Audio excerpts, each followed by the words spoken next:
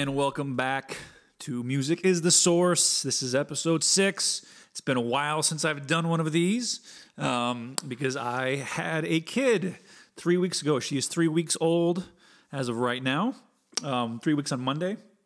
So, I don't know if you guys know this, but having a baby is very time consuming and it takes a lot out of you. And I'm very exhausted and getting nowhere near as much done as I did 4 weeks ago.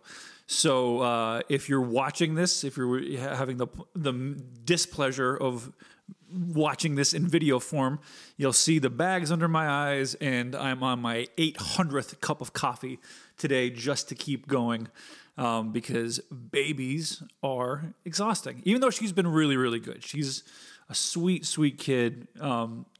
She's not super fussy.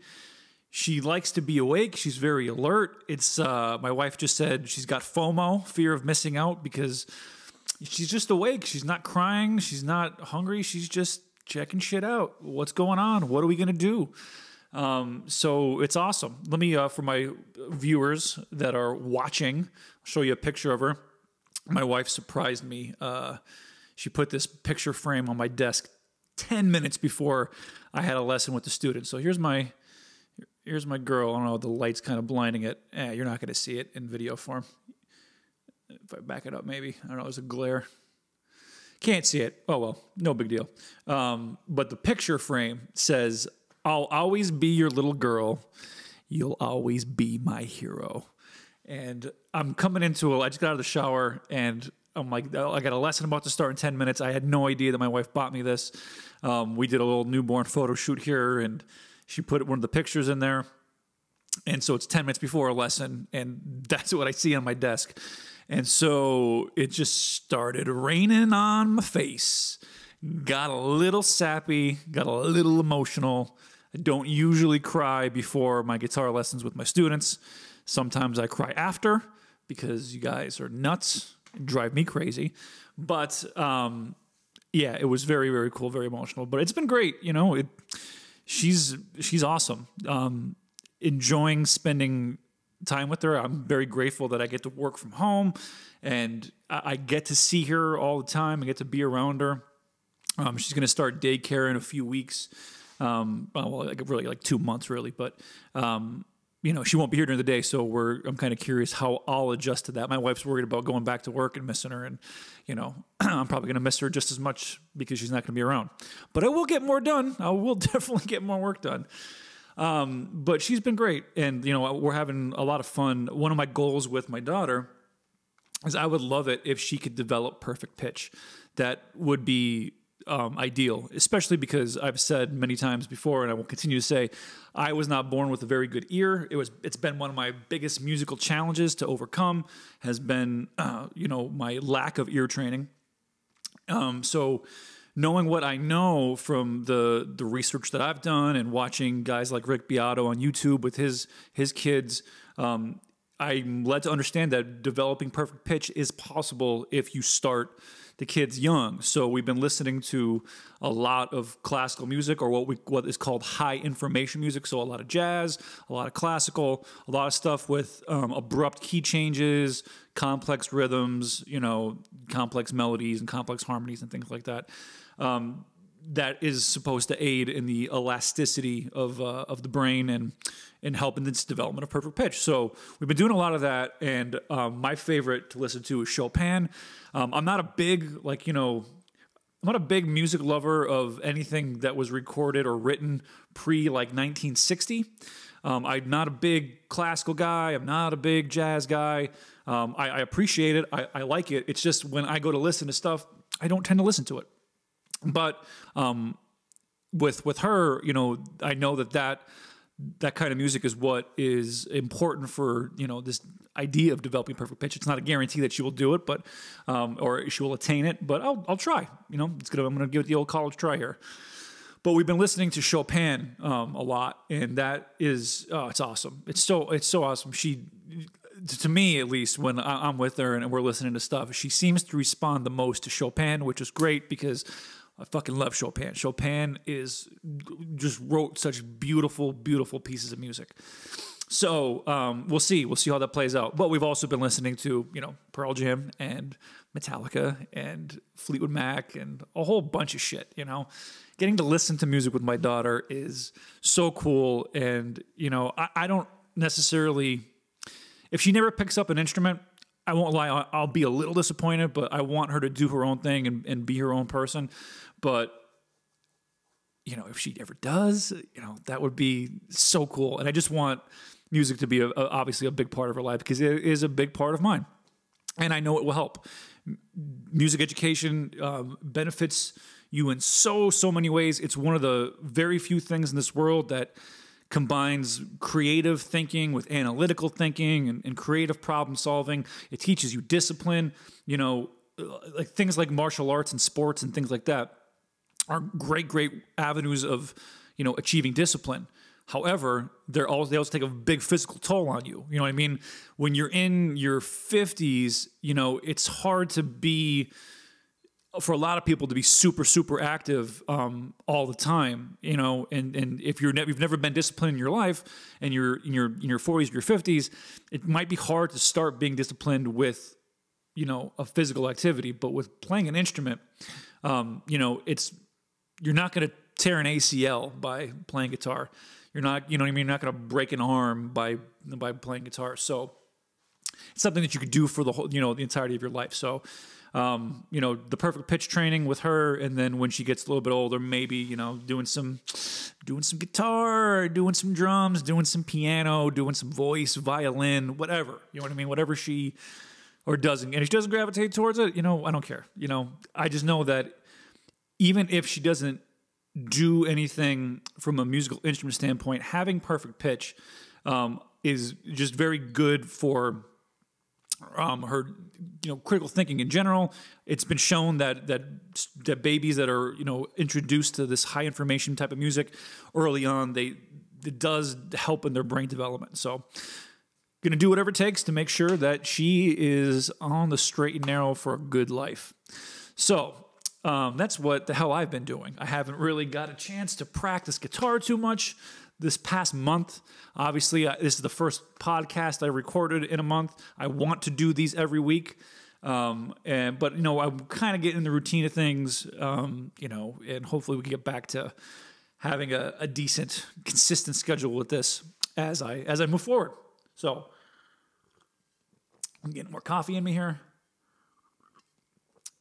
So one of the big things, though, I want to talk about today is I have a big announcement. The big announcement is I am running for president of the United... No, I'm not. I'm not running for anything. I will never run for office, ever. Not happening. Not happening. Fuck those people. That whole piece of shit system. Don't want to do it. All right. But no. So I'm a guitar teacher. That's what I do for a living. I'm a musician at heart, but how I make my living primarily is through the instruction of guitar. I teach here locally in Arlington, Texas, and I have been teaching online basically for the past year and a half. Slowly growing that side of the business. I'm trying to make that be a focal point of my career, is doing, teaching stuff online so I could reach more people. There's only so many people I could teach locally in an in-person setting. I tend to prefer teaching one-on-one privately. I do some small groups, but most of my interaction with students is on a one-on-one level. And I know I could reach more people if I transitioned to online with some of the ideas I have for kind of having a one-on-one approach to students, but not have it always be in a 30-minute private lesson setting. So I have some ideas on that as I grow my business, but I'm working towards it. But as a teacher, I look at how can I best help people. Okay, I know I'm not the greatest guitar player. I'm not super advanced. So teaching people how to be a shredder or be a super improviser or a super songwriter, like if you already have intermediate to I don't even intermediate, if you have advanced skills already, if you already know how to write music, if you already know how to improvise a little bit, like I'm not your guy. Like you're better off going to the many amazing teachers that already exist out there. that can take you to that next level. What I'm really good at is I'm really good at beginners, specifically adult beginners. Adult beginners are my bread and butter. I get it. I get where they're coming from more than any other group of guitar students. I understand the frustration, and I look at. So that's who I want. Like I think is best suited to take lessons from me are adult beginners that like blues based rock music and blues based metal. Right. Those are. If you like that, then if you like that and you're on the newer side of things, and especially if like you're over 40 and you don't have a lot of time to practice, I am definitely your guy. But you could be younger, obviously too. But the gold standard for beginner guitar teachers out there for the past since the inception of YouTube really has been good old Marty Schwartz from Guitar Jams. Is that the name of his company? Marty Schwartz and Justin Sanderco of Justin Guitar. Those two guys they've been the gold standard for newer players learning guitar online. And they're great. I have zero bad things to say about either of them. I've watched a lot of their videos. I've seen a lot of their courses. Their approach is great. They're like they make guitar fun. And as a guitar teacher who specializes in teaching beginner guitar players, my number one goal is to get you to consistently pick your guitar up and do something. Okay.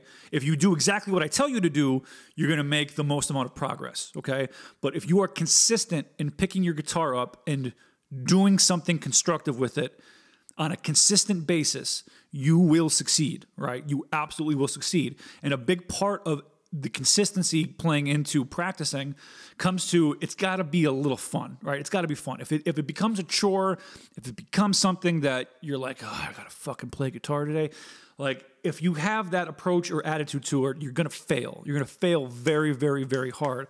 And those guys, they have a very fun, relaxed approach to teaching. From watching their videos, you could just tell their personalities. They're extremely approachable, personable, and they explain things very, very well. So, that's what I'm competing with, right? Like, why would anybody listen to me versus just going to them?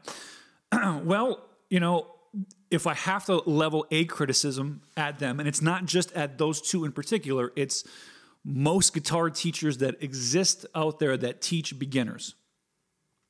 And it's that we forget as more advanced players what it's like to really be a beginner and what it's like to be a beginner that has shit going on, that has a job and has family responsibilities. They're not trying to be a super advanced musician. They just want to play. And there's all these challenges that come about. And what happens, what I've seen happen, what's happened to me when I first started out, is we take for granted how hard, or what we think is easy, right? Like, is actually quite difficult for somebody that's never done it before. Perfect example. First guitar lesson I ever taught. First guitar lesson I was ever paid to teach, rather.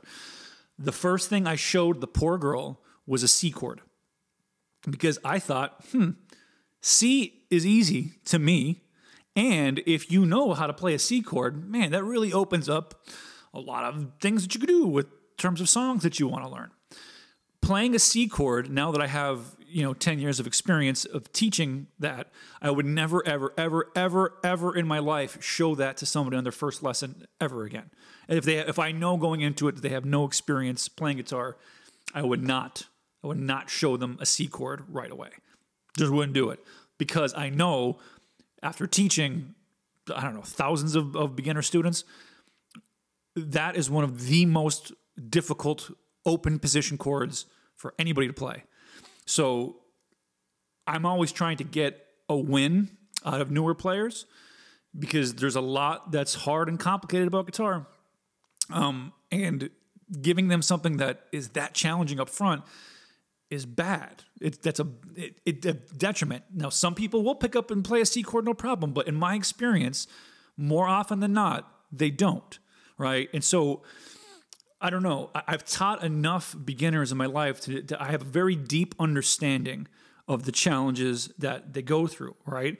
And so, being a self-taught player myself, I've gone through tons of instructional material. Like, I mean, I'm actually quite glad that I didn't start learning, that the internet didn't exist as it does today back when I started playing guitar, because I would probably be very, very overwhelmed. But like, I've gone through enough instructional material and I've done enough research of, beginner lessons on YouTube and doing beginner courses as I was like, trying to put together a curriculum or an approach to teaching for my students. I've done enough research to know that most guitar teachers and most guitar programs that are teaching beginners take for granted how hard a lot of that stuff is. All right, sorry if there was a hard edit there in the video or audio. I took a massive coughing fit and my voice is a little hoarse. And as I was doing that, my dog started barking and she might have woken the baby. So the dog's in here somewhere. So if you see a gorgeous pit bull walking around in the background, there she is. So that's Siren. Anyway, what I was saying was I've done enough research and gone through a lot of beginner type courses to see that most teachers do take for granted how hard a lot of this stuff is. That doing things like open position chords, depending on how a student is approaching holding the neck of the guitar, could be extremely difficult or extremely easy. And again, in my experience, it's usually way more difficult for the student than it is easy. So I really get that. I really understand that side of it. And then I also understand the mindset side of it, right? Because there's a lot of instruction out there that is taught by teachers that have very big backgrounds, whether it's a college level background in studying music, studying classical music, studying composition, or they're just really stupid advanced players, like they're really high elite level players, that their method of instruction is towards, virtuoso mastery. You know what I mean? Like to be able to play at a super high level. And the reality is playing to a super high level takes an extreme amount of time and an extreme amount of levels of obsession, okay? Every single super elite player that I know, right, they've been crazy obsessed with getting good at the guitar, okay? They're the ones that you don't tell them to practice. They're going to reschedule their entire life around guitar. And then when they don't have a guitar in their hands, they're going to be thinking about guitar. And they're going to be thinking about solving their problems. And they're going to be obsessed with it. Those are the ones that become crazy, crazy good, okay? And what I see, though, out of instruction is that there's a lot of emphasis either on becoming a higher level player or that you can learn how to play, you can learn how to master guitar in very short periods of time, which that marketing message is extremely effective for who I'm talking about, the adult hobbyist beginner, the ones that just want to play for fun. They want to learn how to play their favorite songs. They might want to pick the guitar up at a party or, jam with buddies or an open mic, or at the most they're playing in a local cover band. You know what I mean? That would be an ultimate goal. Anything after that, they're not trying to be famous. They're not trying to make music be their life. Okay. And so that crowd gets attracted to the master guitar in 7 days type of marketing message, which is crazy because you're not mastering anything on guitar in 7 days. You're just not. And when you set these time frame expectations, a lot of bad things could happen because some things take a week, some things take 6 months. If you could only practice 20 minutes a day, a lot of things are going to take months of time to get down to a proficient level, okay? It takes time. You are in a marathon, not a sprint, period, okay? Guitar is not something that you just knock out in a weekend. You just don't. So I get that, and I've been really good with my students with, getting them over the big humps. You know what I mean? Like, I've taught so many guys and girls that when they pick up the guitar for the first time, like, their natural inclination to hold the guitar is completely, it's ridiculous. I've seen people like hold it weird. They grip the neck weird. Their natural way they would hold the pick, it's like with all 4 fingers or all 5 fingers. Like, I've seen some very weird stuff. And so to overcome those things and then go on to just be able to play one of their favorite songs from start to finish. Maybe it's not perfect, but they get through it with like 70 to 80%, accuracy and efficiency, and it's recognizable and it's fun, and they enjoy the process. Like, that's the biggest thing. Is getting good at guitar is fine, but if you learn how to love the process of getting good at guitar, you're going to get way more benefit out of it than just being able to play a Pink Floyd song or, a Metallica song or whatever. So with that said, I want to improve my reach with how many people I could help. And since I don't have a ton of money to do paid advertising, I don't have enough time to figure out the people are searching for how to play XYZ song by ABC artist. I need to do a YouTube video on that song instruction. I don't have enough time to do that research and to shoot those types of videos. And not to mention, guys like Marty Shorts and Justin Sanderco have that's hard competition, right? How to play Hotel California on a guitar. Like, there's 5 million, actually probably not 5 million videos for that, because the Eagles like to take down any reference to their music on YouTube, which is ridiculous. But whatever. Learn how to play Enter Sandman on guitar. Like, how many?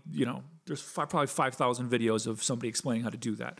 And so that's tough competition. So in order for me to break through, I believe, and put a unique spin on helping people learn how to play this instrument and get better at it, specifically the beginner, I want to lead by example. So my big announcement is I am going to teach myself how to play the guitar left-handed. I'm right-handed. I've been playing guitar right-handed for almost 30 years. I'm good. I'm a good guitar player. And I don't know how to do anything with my left hand. So I want to do this because I want to, again, lead by example. I know what beginner guitar players go through. At least I think I do, because I've taught them enough. I've been a beginner at one point in time. But, there's a lot I forget. Like, I've said it before. I don't remember what the first song I learned was as a new guitar player. I know Fade to Black was one of the first things I learned, but I can't say that it was the first thing. I don't remember. I was such a little kid, and I was just blinded by learning songs that I don't really remember the struggles that much. You know what I mean? Because I was so young and so much time has passed, and I just don't really remember it. So I want to reconnect with the beginner guitar player. I want to show you struggle. I want to document the process of doing it. I want to show you that this is hard, right? Like, everybody that tells you that guitar is easy, and anybody could do it, right? Not everybody will, because it's friggin' hard. Guitar is a hard instrument. It's not easy. It's not easy, and the margin of error is small. But again, you could do it, right? You could do it, and the key to doing it is consistency. You need to be consistent in practicing, and if you do exactly what I tell you to do, you're going to get more results faster. I don't know how long it takes. That's a big reason why I want to do this too, is I want to find out, how long does it take? How long would it take me to start over from scratch? Now, I do have some added benefit that most beginner guitar players would not have. While I'm going to be learning left-handed, this really only affects technique, because it doesn't take away all of the ear training that I've done. It doesn't take away all the knowledge of music theory. I already know what chords look like. I know what scale shapes look like. I already know how things are supposed to sound. You know what I mean? So what I'm doing is I'm only training my hands to do what I want them to do. But that is another point, right? Is so much emphasis in beginner guitar instruction falls on the technique side of things. How to play something, how to play a D chord, how to play a C chord, how to strum in time, how to change chords, how to do this, how to do that, okay? It neglects the other stuff, the ear training side, the music theory side, okay? The fretboard visualization side, how to practice, tying all of these things together. If you learn a little bit of all of those, it makes your guitar playing journey so much easier, right? So I want to document that, hey, this is how long it takes to do just the technique side of it. But there's also the ear training side of it, the music theory side of it, the fretboard visualization side of it, and the how to practice side of it. So I want to show that for everybody, right? I want you to feel, I want every beginner guitar player out there to feel that I'm with you, that I truly understand. And I'm going to set this up in this way. Here's how I'm going to approach doing this. I'm only going to practice 20 minutes a day, 4 to 5 days a week, okay? I'm treating learning how to play guitar left-handed like how an adult hobbyist player would approach learning guitar, because they might only have 20 to 30 minutes and they can't practice every day, right? My goal with learning left-handed is not to play as good left-handed as I could right-handed. I would like to be able to play a couple of songs that I know how to play right-handed, left-handed, to where if I recorded them, you wouldn't hear a drastic difference in quality. That would be, I mean, if I could do that, I feel like I've won, right? But that's not really, honestly, I'm not doing this to actually become extremely proficient left-handed. I'm doing it as an example to show everyone that here's what you need to think about when you're practicing as a beginner. Here's what you look out for. Here's how, I'm trying to tear myself down to nothing and start over again and document the process so you could see how somebody that knows how to play guitar would approach it from the beginning, okay? And, you know, because it's something that I'm only going to devote 20 minutes to 4 or 5 days a week, it's a low priority thing. Again, I just told you at the beginning of this video, I have a newborn baby that she requires a lot of time, attention, you know, all that stuff. I also have 2 crazy dogs. I also have a wife. I also have a business. I also have students. I don't want to play guitar left-handed so badly that it's going to come before any of those things. So I want life to get in the way. I already know going into it that there's going to be days where I'm not going to be able to practice when I wanted to.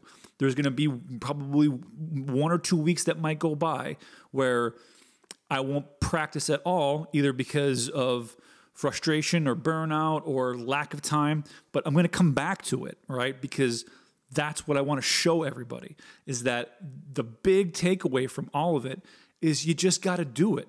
You just have to learn how to get consistent. And then when shit happens, you don't let it completely derail you from what you want to do, okay? It's about making commitment and being flexible, okay? That's the way I'm attacking this, okay? So let's do it. I'm jumping on good old Sweetwater.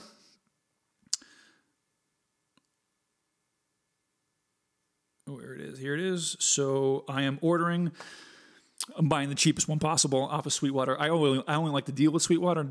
Sweetwater pays me $0. I've been doing business with them since 2006. They're the best customer service by far and away. So when I have the opportunity to spend money on anything, I go to Sweetwater because they're just really good. And that's it's not promotional. I'm just telling you my honest opinion on them. So I'm cheapest left-handed electric guitar on Sweetwater is the Squire Affinity Series Telecaster, butterscotch blonde with maple fingerboard. And I'm going to order it right now.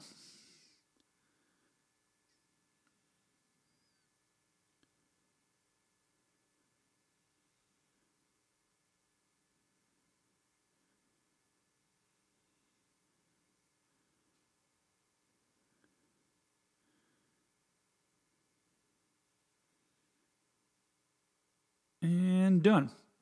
So, I have a new guitar coming. It is a left-handed guitar, and I want you to come along on this journey with me. So, I'm going to be talking about this process in the podcast. If you follow me on Instagram at John Chorba, I will be doing updates as I practice, either in my stories or in the feed itself. Same thing on Facebook, same thing on Twitter.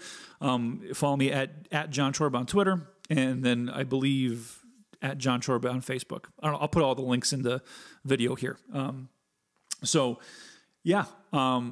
me on those social media channels and come with me on this crazy journey. We're gonna find out a lot. We're gonna find out how much do I know as a beginner guitar teacher. We're going to find out, what really works and what really doesn't work. I'm anxious to see that. Like, I like that I'm putting my money where my mouth is. Like, I always say that I'm very, very good at teaching beginner guitar players. But sometimes it's tough to assess that with students because I love all my students, but sometimes they just don't practice the way I tell them to. So I want to put my money where my mouth is. I want to see what really, really works. And then I could use that to my students that just, for whatever reason, they just don't want to do what I tell them to do. They want to get home and do the opposite. Love you guys. I'm never going to give up on you. However, do what I tell you to do. And so I want to use this as a way to show, hey, if you do it this way, this is how you do it. We're going to stumble. We're going to fall. I can't wait to show people that you don't just pick up the guitar and do it naturally, because so many people tell me that I have natural talent, that I am musically talented. And I want to show you that when I pick up a left-handed guitar, it's going to sound like shit. I'm not going to play well, and I'm going to have to learn how to do it. And I want you to come along with me on this. And it's going to be a lot of fun, and we're gonna learn a lot. All right, so that's it for this episode of Music is the Source. I will see you all next time.